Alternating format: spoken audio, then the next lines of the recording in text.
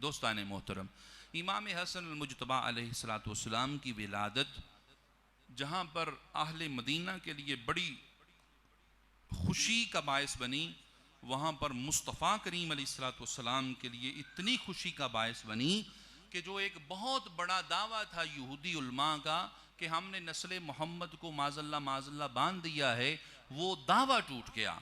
और जहन में रखें, ये जो हसन अलैहिस्सलाम हैं ये अली के बेटे नहीं हैं, ये मोहम्मद मुस्तफ़ा के बेटे हैं, ये ज़हन में रखा करें।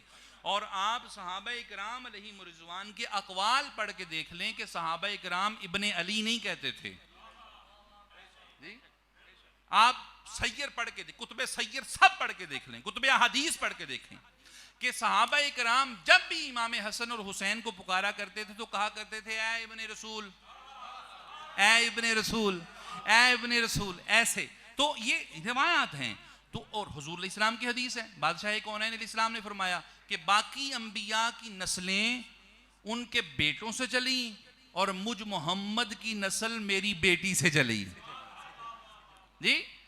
तो ये खासा है इमाम हसन मुज्तबा अलैहिस्सलाम। इसलिए मैं कह रहा था इन्ना शानिया का हुवल अबतर, ये जो इसके मुस्ताक हैं इमाम हसन और हुसैन अलैहिस्सलाम हैं, क्योंकि अल्लाह ताला फरमा रहा है महबूबा तू परेशान ना हो, बेशक तेरा दुश्मन अबतर है, तेरी तो औलाद ही इतनी ज्यादा है कि मशरक में कोई जाए वहां पर भी सैयद होगा, कोई मगरब में जाए तो वहां पर भी सैयद होगा, कोई शमाल में जाए वहां पर भी सैयद होगा, कोई जनूब में जाए वहां पर भी सैयद होगा। और महबूबा यही नहीं, हुजूर की हदीस, हुजूर सैयद आलम इस्लाम ने फरमाया दारे कुतनी में, और मुतअद्दिद रावियां ने बयान किया, हुजूर ने फरमाया जिस तरह सितारे आसमान वालों के लिए अमान हैं, मेरी आल जमीन वालों के लिए अमान है।